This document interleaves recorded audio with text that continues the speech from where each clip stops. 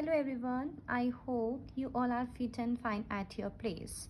Today I am going to discuss with you important unit of income tax. The unit name is Taxation Planning and Administration. In this unit, we will discuss structures of direct and indirect tax in India, concepts, significance, problem of tax planning, tax avoidance, tax evasion, base erosions, and profit shifting. Without wasting any time, we will start. Structure of direct and indirect tax. Before starting this topic, you should know about the meaning of tax. First of all, we will discuss meaning of tax. A tax is a compulsory charge or payment imposed by government on individual or corporation. Tax क्या होता है? Tax एक mandatory फी है, ठीक है ना, compulsory payment है जो कौन इम्पोज करता है? गवर्नमेंट। किस पर इम्पोज करता है? एक इंडिविजुअल पर, किसी भी कॉरपोरेशंस पर, चाहे वो कंपनी हो सकती है, कोई भी फर्म हो सकता है, ठीक है ना। टैक्स क्या होता है? टैक्स एक मैंडेटरी फीस होती है जो गवर्नमेंट चार्ज करती है किसी भी इंडिविजुअल से या ग्रुप ऑफ इंडिविजुअल से करती है, ठीक है। This money या funds is used for funding necessary expenses related to health services, infrastructure development and maintenance, salary, pension of government employee etc. अभी हमने क्या डिस्कस किया है? मीनिंग ऑफ टैक्स, कि टैक्स क्या है? एक मैंडेटरी फीस है जो इम्पोज करती है गवर्नमेंट, चाहे वो सेंट्रल गवर्नमेंट है, चाहे वो स्टेट गवर्नमेंट है, किसी भी इंडिविजुअल से। और वो मनी कलेक्ट करने के बाद क्या करती है? इंफ्रास्ट्रक्चर को मेंटेन करती है, उनकी डेवलपमेंट करती है, ठीक है। हमारे को हेल्थ सर्विसेज प्रोवाइड करवाती है, सैलरीज प्रोवाइड, गवर्नमेंट एम्प्लॉयज़ को सैलरीज प्रोवाइड करवाती है, पेंशन्स प्रोवाइड करवाती है। अब आप मुझे बताइए कि गवर्नमेंट हमारी इकोनॉमी के लिए, ठीक है, हमारी सोसाइटी के वेलफेयर के लिए इतना काम करती है, तो गवर्नमेंट का मेन जो इनकम रिवेन्यूज, मेन सोर्सेज है रिवेन्यू का, वो क्या है? इनकम टैक्स ही तो है। गवर्नमेंट किसी पर्सन से, उस पर्सन से जिनकी जो कुछ टैक्स स्लैब रेट्स दे रखे हैं, इनकम टैक्स स्लैब्स हैं, जैसे जिसके 5 लाख या 6 लाख से ज़्यादा, उनको 5% टैक्स देना पड़ता है, ठीक है। 9 लाख 6 to 9 लाख है, उनको 10% देना पड़ता है, ठीक है। जिनकी इनकम्स ज़्यादा हैं वो क्या करते हैं? एक slab rate, tax rates decide कर रखा है, उसके अकॉर्डिंग क्या करते हैं? टैक्सेस देते हैं गवर्नमेंट को, और गवर्नमेंट उस फंड्स का, उस मनी को क्या करते हैं? सोसाइटी के वेलफेयर के लिए यूज़ करते हैं, ठीक है, हमारी इकोनॉमिक को बूस्ट करने के लिए। तो दो तरह के टैक्सेस, वैसे तो प्रोग्रेसिव टैक्सेस भी होते हैं, बट मेनली 2 टाइप्स के टैक्सेस होते हैं। The first one is direct tax and the second one is indirect tax. अब हम एक करके इन दोनों को डिस्कस करेंगे। We will discuss one by one. The first one is direct tax. Direct tax are imposed on income and profit of the person. Direct tax किस पर लगता है dear? Direct tax are imposed on income and profit of a person. For example income tax. Direct tax क्या है? जो person की या group of individuals की या HUF की, ठीक है, किसी भी पर्सन की इनकम पर या उसके प्रॉफिट पर जो टैक्स लगता है और वो डायरेक्टली किसको जाता है? गवर्नमेंट को जाता है, उसे हम बोलते हैं direct tax. The example of direct tax is income tax. Got it? The second one is indirect tax. Indirect tax are levied on goods and services. और indirect tax किस पर लगता है? Goods और services पर लगता है, ठीक है। और ये डायरेक्टली गवर्नमेंट के पास नहीं जाता है, इसके बीच में एक इंटरमीडिएटर्स होता है, और वो इंटरमीडिएटर्स टैक्स किससे कलेक्ट करता है? कस्टमर से, फाइनल कंज्यूमर से कलेक्ट करता है। फाइनल कंज्यूमर से टैक्सेस को कलेक्ट करने के बाद वो गवर्नमेंट के पास जाता है, जिसको हम बोलते हैं indirect tax. For example GST। We will discuss direct tax and indirect one by one. Today we are going to discuss only direct tax. Direct tax क्या होता है?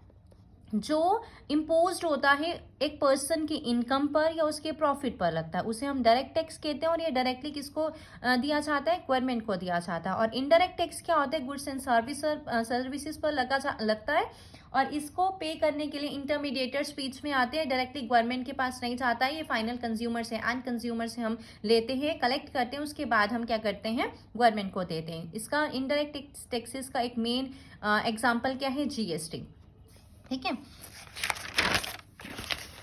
The major difference between direct tax and indirect tax is direct tax is directly paid to the government And indirect tax is generally an intermediary for collecting indirect taxes from the end consumer. जो भी हमने discuss किया है कि direct tax क्या होता है, directly paid किया जाता है गवर्नमेंट को, and indirect tax is generally are intermediary for collecting indirect taxes from the end consumer. End consumer से या फाइनल कंज्यूमर से हम क्या करते हैं, टैक्सेस को कलेक्ट करते हैं, आफ्टर दैट हम गवर्नमेंट को पे करते हैं. अभी हम क्या डिस्कस करेंगे, डायरेक्ट टैक्स. ठीक है, डायरेक्ट टैक्स क्या होता है, इनकम टैक्स, जो हम क्या करते हैं डायरेक्टली हमारी इनकम पर, हमारे प्रॉफिट पर लग रहा है और हम डायरेक्टली गवर्नमेंट को पे कर रहे हैं. अब इनकम टैक्स होता क्या है, हम उसके बारे में पढ़ेंगे. ठीक है, टैक्स प्लानिंग कैसे की जाती है, टैक्स अवॉइडेंस क्या होता है, टैक्स एविजन क्या होते हैं, इनकम टैक्स में कौन कौन से सेक्शन, इनकम टैक्स जो है उसमें कौन कौन से डेफिनेशन को डिफाइन किया गया है, उन सब के बारे में हम डिस्कस करेंगे. First, income tax. Income tax is a very important in direct tax. अभी हमने डिस्कस किया ना कि इनकम टैक्स क्या है, डायरेक्ट टैक्स है. ठीक है, important definitions under income tax act 1961. तो इनकम टैक्स एक्ट कौन सा है, 1961. इनकम टैक्स एक्ट 1961 के अंदर कुछ डेफिनेशंस को डिस्क्राइब किया गया है, डिफाइन किया गया है. अब उनको डिस्कस करेंगे one by one. The first definition is income. Income is defined under Income Tax Act 1961 in which section 2 subsection 24. Income क्या होता है राजे, what is income? इनकम क्या है, this is a very important terms as income tax is charged on the income of a person. Income tax हम किस पर charge करें, person की इनकम पर चार्ज करते हैं. ठीक है ना, और income is defined under income tax under section 2 subsection 24. The next definition is gross total income. Gross total income is defined under section 2b subsection 5 under the Income Tax Act 1961. अब ये question UGC net में ये सारे पूछा जाता है कि gross total income को कौन से सेक्शन के अंदर डिफाइन किया गया है, पर्सन जो है उसको इनकम टैक्स के अंदर कौन से सेक्शन में डिफाइन किया गया है. तो जो मेन इंपॉर्टेंट टर्म्स है उसे हमें सेक्शंस को लर्न करना है, सेक्शन को याद रखना है कि इनकम टैक्स एक्ट में सेक्शन कौन से सेक्शन में इनकम को डिफाइन किया गया है, पर्सन को कौन से सेक्शन में डिफाइन किया, असेसिस को कौन से सेक्शन में डिफाइन किया है. तो नेक्स्ट टॉपिक, नेक्स्ट जो डेफिनेशन है वो क्या है, gross total income. Gross total income को इनकम टैक्स एक्ट 1961 के अंदर सेक्शन 80B सबसेक्शन 5 के अंदर डिफाइन किया गया है. ठीक है, अब ग्रोस टोटल इनकम होती क्या है, अब हम वो डिस्कस करेंगे. The aggregate of the incomes, total income जो होती है उसे हम क्या कहते हैं, gross total income, without any exceptions. आपने किसी भी तरह की कोई डिडक्शन नहीं करी है, आपको किसी भी तरह का कोई रिबेट नहीं मिला है, कोई रिलीफ नहीं मिला है. जब आप बिना किसी डिडक्शंस के, बिना किसी एक्सेप्शंस के, बिना किसी रिलीफ के अपनी टोटल इनकम को शो करते हैं, that is called gross total income.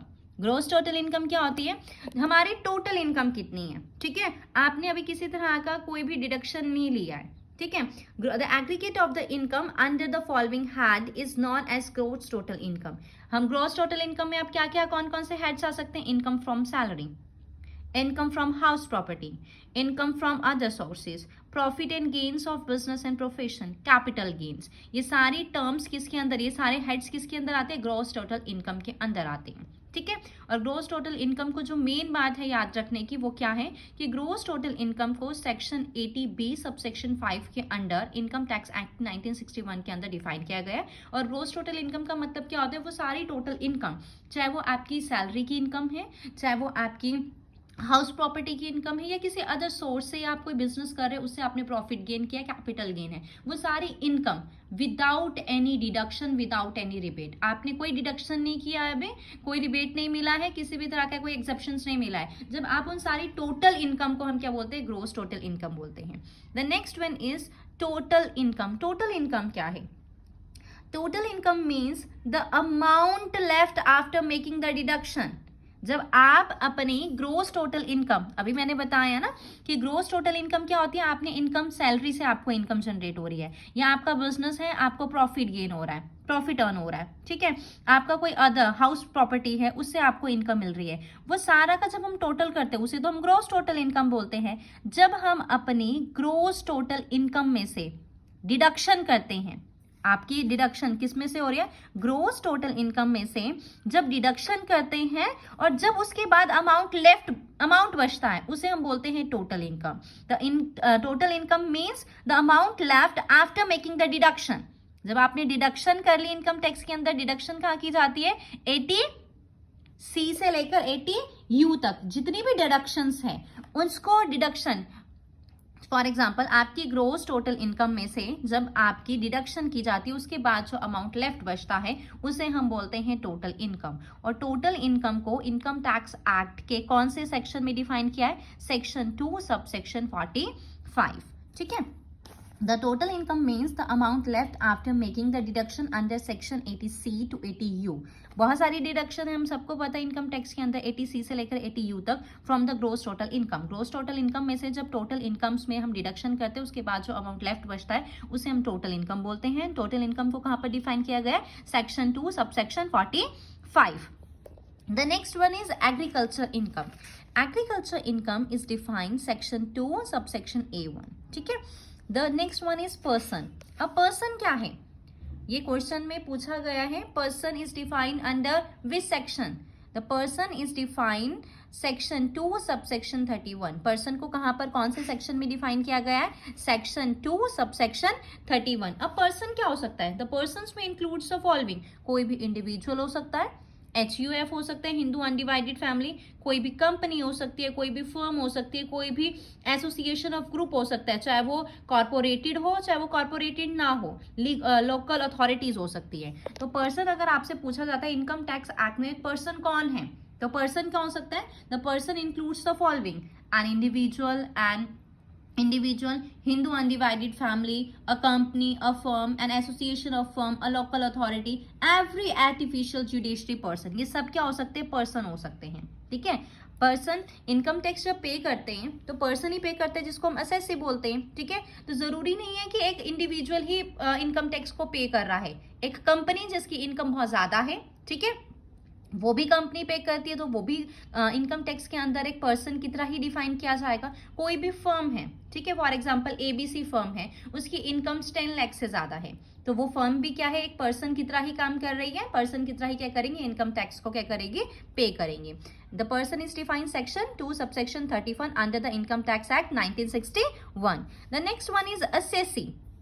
Assessee क्या होता है, असेसी क्या है डियर, असेसी क्या होता है, and assessee means a person. Assessee क्या है, एक पर्सन है who is liables to pay any taxes. जब कोई पर्सन किसी भी टैक्सेस को पे करने के लिए लायबल होता है उसे हम असेसी कहते हैं इनकम टैक्स के फॉर्म में। ठीक है, इनकम टैक्स या टैक्स की उसमें एक पर्सन को क्या कहा जाता है, असेसी कहा जाता है। And assessee means a person. Assessee क्या है, एक पर्सन है who is liables to pay any taxes. किसी भी तरह का जब हम कोई टैक्स पे करते हैं तो हम अपने आप को क्या एज्यूम करते हैं, एसएससी। और एसएससी को कहां पर डिफाइन किया गया है, section 2 subsection 7 under income tax act 1961। Assessee क्या होता है, an assessee means a person who is liables to pay any type of taxes. जब आप कोई भी किसी भी तरह का टैक्स पे करते हैं उसे हम अपने आप को क्या एज्यूम करते हैं, असेसी। और ये याद रखना इंपॉर्टेंट है कि असेसी को सेक्शन 2 सबसेक्शन 7 के अंदर डिफाइन किया गया है। Next one is assessment year. Assessment year को हम फाइनेंशियल ईयर भी बोलते हैं। ठीक है, असेसमेंट ईयर क्या होता है, assessment is year is a period of 12 month, 12 month का ही होता है, चाहे वो असेसमेंट ईयर बोला जाए, फाइनेंशियल ईयर। एक होता है कैलेंडर ईयर, एक होता है फाइनेंशियल ईयर। फाइनेंशियल ईयर को ही हम असेसमेंट ईयर बोला जाता है। ठीक है, जो कैलेंडर ईयर होता है, जैसे हमारे घर में सबके घर में कैलेंडर्स होते हैं, वो कब स्टार्ट होता है, 1 जनवरी से स्टार्ट हो जाता है, दिसंबर पे खत्म हो जाता है, उसे हम बोलते हैं कैलेंडर ईयर। लेकिन इनकम टैक्स में क्या चलता है, असेसमेंट ईयर। असेसमेंट ईयर को हम फाइनेंशियल ईयर भी बोलते हैं, वो भी 12 मंथ का होता है। लेकिन असेसमेंट ईयर कमेंस कब होता है, स्टार्ट कब होता है, 1st day of April every year. ठीक है, असेसमेंट ईयर कब स्टार्ट किया जाता है, commencing on the 1st day of April every year and ending on 31st March of the next year। Financial year बोल सकते हैं असेसमेंट ईयर को। ठीक है, असेसमेंट ईयर या फाइनेंशियल ईयर आप कुछ भी बोल सकते हैं। ये कब स्टार्ट होता है, 1 अप्रैल टू 31 मार्च को ये एंड होता है, जिससे हम अपनी फाइनेंशियल स्टेटमेंट्स प्रिपेयर करते हैं जिसके बेसिस पर। ठीक है, और असेसमेंट ईयर को डिफाइन कहाँ किया गया है, सेक्शन 2 सबसेक्शन ए में। ठीक है, ये याद रखना इंपॉर्टेंट है। सॉरी, ए नहीं 9, ठीक है, सेक्शन 2 सबसेक्शन 9। प्रीवियस ईयर क्या है? प्रीवियस ईयर क्या है? The year in which income is earned is known as previous year. देखिए फॉर एग्जाम्पल 2022 स्टार्ट हुआ है, ठीक है, मैंने उस 2022 में बहुत सारी इनकम अर्न करी है, वो क्या है? मेरा प्रीवियस ईयर। लेकिन मैं टैक्स कब पे कर रही हूँ? नेक्स्ट ईयर 2023 में। कब कर रही हूँ? मार्च तक पे कर रही हूँ। उसे हम बोलते हैं असेसमेंट ईयर। प्रीवियस ईयर क्या है? The year in which income is earned, जहां मैं इनकम अर्न कर रही हूँ, is known as previous year. And the next year in which the income is taxable is known as assessment year. जब मैं tax को पे कर रही हूँ जिस साल में, वो क्या है? मेरा असेसमेंट ईयर। जब मैं इनकम को अर्न कर रही हूँ, वो क्या है? मेरा प्रीवियस ईयर। और previous year is defined under section 3 of the income tax act 1961। Previous year क्या होता है? जैसे मैंने अभी एग्जांपल दिया 2022 एंड 23 का एग्जांपल अगर मैं देती हूँ, सॉरी 23 और 24 का एग्जांपल अगर मैं देती हूँ, तो 23 मेरा क्या है? प्रीवियस ईयर, जिसमें मैंने बहुत सारा इनकम जनरेट किया, इनकम अर्न किया, प्रॉफिट गेन किया, ठीक है ना। उसके बाद जब मैं 2023 में मैंने इनकम अर्न किया, ठीक है, अपने बिजनेस से इनकम जनरेट किया। उसके बाद जब मैं अपने, वो मेरे लिए क्या था? प्रीवियस ईयर था। और प्रीवियस ईयर कहाँ पर डिफाइन किया गया इनकम टैक्स के अंदर? सेक्शन 3 के अंदर डिफाइन किया गया है, ठीक है। जब मैं उस इनकम का टैक्स पे कर रही हूँ, फॉर एग्जाम्पल मैं टैक्स कब पे करूंगी? असेसमेंट ईयर में पे करूंगी, उसे मैं क्या कहती हूँ? Assessment year. And assessment year is defined under section 2 subsection 9, ठीक है। Now we are going to discuss tax planning, tax avoidance and tax evasions, ठीक है। बिफोर स्टार्टिंग दिस टॉपिक अब हम एक बारी के देख लेते हैं इनडायरेक्ट टैक्सेस क्या होता है, ठीक है। ये मैं अभी नहीं समझाऊंगी। इनडायरेक्ट टैक्स क्या होता है? Indirect taxes are levied on goods and services, for example GST. जब भी हमने डिस्कस किया, जो इनडायरेक्ट टैक्सेस होते हैं वो गुड्स एंड सर्विसेज पर लगता है। एग्जांपल इसका क्या है? जीएसटी है, ठीक है। इनडायरेक्ट टैक्सेस हमने बताया कि हम डायरेक्टली पे नहीं करते गवर्नमेंट्स को, इसके बीच में कोई इंटरमीडिएटर्स होता है। इंटरमीडिएटर्स गवर्नमेंट से क्या करते हैं? सॉरी, एंड कंज्यूमर से, फाइनल कंज्यूमर से मनी कलेक्ट करते हैं, उसके बाद क्या करते हैं? गवर्नमेंट को पे करते हैं। तो जीएसटी क्या है? एक कंप्रीहेंसिव इनडायरेक्ट टैक्स है, ठीक है ना। और GST is one tax for the whole nation. और जीएसटी कौन से प्रिंसिपल पर वो किया जाता है? One nation one tax. जितने भी हमारे पास इनडायरेक्ट टैक्स थे, ठीक है ना, उसको हमने सबको रिमूव करके एक ही टैक्स बना दिया गया था, रिप्लेस करके। जितना भी सेल्स टैक्स हम लेते थे पहले, ठीक है ना, 2017 से पहले सेल टैक्स लगता था, वैल्यू एडिड टैक्स वैट लगता था, एंटरटेनमेंट टैक्स लगता था, लग्जरी टैक्सेस, ठीक है, central tax, central states tax, purchase tax, excise duty, ये सारी ड्यूटीज को हटाकर रिप्लेस करके हमने सिर्फ एक ही टैक्स बना दिया गया था, जिसे हम बोलते हैं comprehensive tax, that is called GST, goods and services tax, ठीक है ना। वन नेशन वन टैक्स, आपको ये याद रखना है। एंड ये कब आया था? GST tax was passed in the parliament, ये याद रखने का है। जीएसटी कब पास किया गया था पार्लियामेंट में? 24 मार्च 2017 को। बट ये अप्लाई कब, इफेक्ट में कब आया था? फ्रॉम 1 जुलाई 2017 में। ये याद रखना है राजे कि जो जीएसटी है, ठीक है, जीएसटी जो है गुड्स एंड सर्विसेज टैक्स है, पार्लियामेंट में पास किया गया था इसका बिल 24 मार्च 2017 को। एंड वो इफेक्ट में कब आया था? इनफैक्ट फ्रॉम 1 जुलाई 2017 को। और ये क्या है? एक कंप्रीहेंसिव टैक्स है। और इसका मेन प्रिंसिपल क्या है? One nation one taxes. GST कब बनाया गया? जितने भी इनडायरेक्ट टैक्स थे 2017 से पहले, चाहे वो सैट है, चाहे वो वेट है, चाहे वो कोई भी है, सेल टैक्स है, वैल्यू एडिड टैक्स है, लग्जरी टैक्स है, एंटरटेनमेंट टैक्स है, उन सारे टैक्सेस को रिप्लेस करके सिर्फ एक ही टैक्स बना दिया गया था, GST, goods and services tax. और गुड्स एंड सर्विसेज टैक्स क्या है? एक कंप्रीहेंसिव इनडायरेक्ट टैक्स है, ठीक है। इसको हम ब्रीफ में बाद में पढ़ेंगे। अभी हम पढ़ेंगे tax avoidance, tax planning and tax evasions, ठीक है। तो सबसे पहले हम जो पढ़ेंगे वो क्या है? Tax planning. Tax plannings may be defined as an arrangement of one financial affairs in which a way that without violating in any way the legal provision of the act, full advantage is taken of all the exceptions, deductions, rebates, reliefs permitted under the act, so that the burdens of the taxation on an assessee as far as possible the least. अभी हमने पढ़ा था ना कि assessee क्या होता है, person क्या होता है। तो टैक्स प्लानिंग, टैक्स क्या है? जब हम एक अमाउंट, एक फीस गवर्नमेंट को दे रहे हैं, वो टैक्स है। प्लानिंग क्या होता है? Planning is deciding in advance, जिसके बारे में हम पहले से ही सोच रहे हैं। जब हम इन दोनों वर्ड्स को मर्ज कर देते हैं तो क्या बन जाता है? Tax planning. जब हम अपने टैक्स की प्लानिंग करते हैं। कैसे करें? लीगली फॉर्म में कर रहे हैं। टैक्स प्लानिंग का मतलब सिंपल वर्ड्स में अगर देखा जाए तो टैक्स प्लानिंग क्या होती है? जब हम अपनी टैक्स लायबिलिटी को, टैक्स बर्डन को क्या करना चाहते हैं? रिड्यूस करना चाहते हैं, कम करना चाहते हैं कि मुझे इतना ज़्यादा टैक्स ना देना पड़े, ठीक है ना। तो मैं क्या करती हूँ? टैक्स प्लानिंग करती हूँ। टैक्स प्लानिंग क्या है राजे? एक लीगली है। मुझे कहाँ कहाँ से डिडक्शन मिल सकती है, मुझे कौन कौन सी रिबेट्स मिल सकती है, जब मैं ये सारी चीज़ों का ध्यान करती हूँ। हमारे इनकम टैक्स एक्ट में सेक्शन 80C से लेकर 80U तक बहुत सारी डिडक्शंस दे रखी है। जब मैं उन सब का क्या कर रही हूँ? स्टडी कर रही हूँ, प्लानिंग कर रही हूँ कि मेरा टैक्स लायबिलिटी के एसएससी की, एक टैक्स पेयर्स की लायबिलिटी किस तरह से रिड्यूस हो सके, मेरी टैक्स लायबिलिटी को मैं अपने टैक्स के बर्डन्स को कैसे कम कर सकूं, उसे मैं कहती हूँ टैक्स प्लानिंग। लेकिन ये क्या है राजि? लीगली है, ठीक है। जब मैं क्या करती हूँ?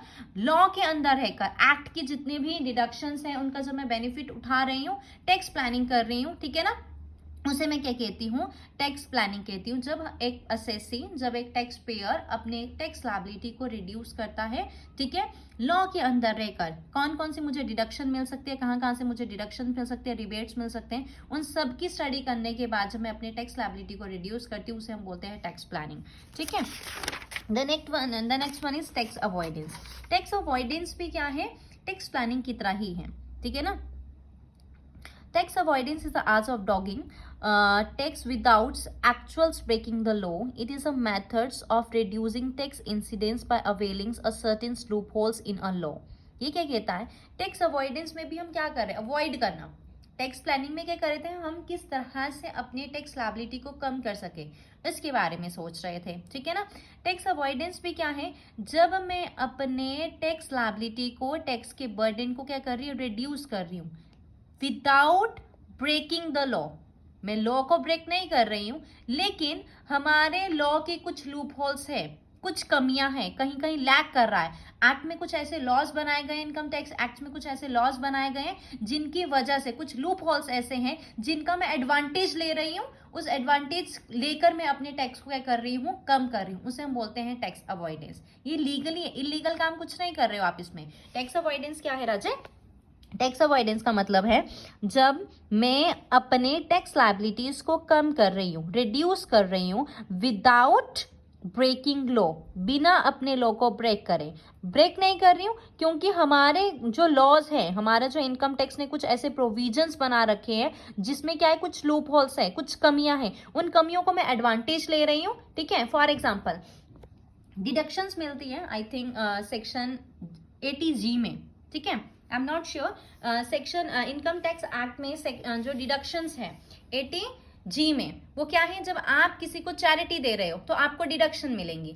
आप अपने टैक्स की लायबिलिटीज को कम करने के लिए हर साल क्या दे रहे हो? चैरिटी चैरिटी चैरिटी दे रहे हो, तो उसकी वजह से जब आपको डिडक्शन मिल रही है तो आपकी टैक्स लायबिलिटी कम हो रही है। तो वो क्या है? Tax avoidance. आप बिना लॉ को ब्रेक करें, आप क्या कर रहे हो? अपनी टैक्स के बर्डन को कम कर रहे हो, उसे हम बोलते हैं टैक्स अवॉइडेंस, ठीक है। कुछ हमारे जब ये एक्ट बनाया गया था, कुछ लॉज, कुछ प्रोविजंस बनाए गए थे, उसमें कुछ कमियां थी, कुछ लूप होल्स थे। जब मैं उस लूप होल्स की, उस लैक ऑफ प्रोविजंस, ठीक है, उनकी वजह से जब मैं उसका एडवांटेज उठा रही हूँ, उसे हम बोलते हैं टैक्स अवॉइडेंस। टैक्स एवेशन का मतलब क्या होता है?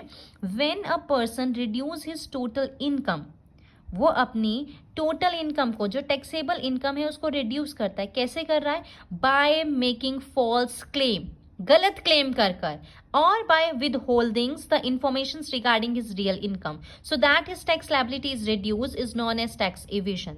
टैक्स एविशन का मतलब क्या होता है? जब एक पर्सन गलत इंफॉर्मेशन दे रहा है, ठीक है ना, डिस्क्लोज नहीं कर रहा है अपनी इंफॉर्मेशन, ठीक है, अनरिकॉर्डेड सेल्स दिखा रहा है, क्लेम कर रहा है पर्सनल एक्सपेंसेस को, अपने बिजनेस एक्सपेंसेस दिखा रहा है, ठीक है ना, अपनी रियल इनकम के बारे में गलत इन्फॉर्मेशन प्रोवाइड करवा रहा है ताकि उसकी जो टैक्स लायबिलिटी हो सके वो रिड्यूस हो सके, उसे हम बोलते हैं टैक्स एविशन। टैक्स की चोरी करना जिसे हम बोलते हैं, ठीक है ना। टैक्स एविशन क्या है? इलीगल होता है। इलीगल तो नहीं बोलेंगे, अनएथिकल बोलेंगे।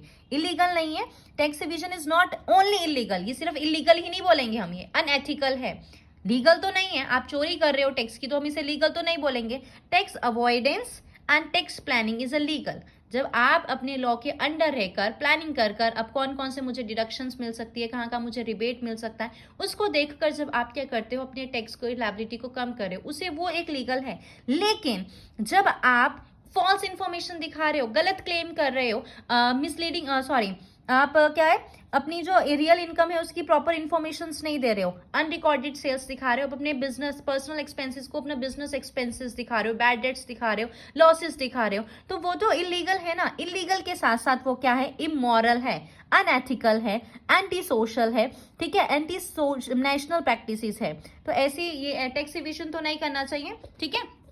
टैक्स एविशन का मतलब क्या होता है, when a person reduces total incomes by making false claims, गलत इंफॉर्मेशन देकर, गलत क्लेम करके जब हम अपने टैक्स की लायबिलिटीज को कम करते हैं, उसे हम क्या बोलते हैं, टैक्स एविशन। और टैक्स प्लानिंग क्या होती है, जब मैं प्लानिंग कर कर कि मेरे कौन कौन सी डिडक्शन से मेरी जो टैक्स लायबिलिटीज है लॉ के अंदर लीगल फॉर्म में क्या कर सकती हूँ, मैं अपने टैक्स की लायबिलिटीज को कम कर सकती हूँ, उसे हम टैक्स प्लानिंग कहते हैं। टैक्स अवॉइडेंस का मतलब होता है जब हमारे बिना लॉ को ब्रेक करे कुछ लूप होल्स हमारे एक्ट्स के अंदर है, उनका मैं जब एडवांटेज लेती हूँ, उसे मैं क्या कहती हूँ, टैक्स प्लानिंग कहती हूँ, सॉरी टैक्स अवॉइडेंस कहते हैं। जब मैं उन लैक ऑफ प्रोविजन का या लूप होल्स का एडवांटेज लेकर अपने टैक्स के बर्डन्स को कम कर रही हूँ, वो टैक्स अवॉइडेंस है। जब मैं इलीगल तरीके से अपने टैक्स की लायबिलिटी को कम कर रही हूँ, उसे हम टैक्स एविशन बोलते हैं। I hope you like this video. Thank you.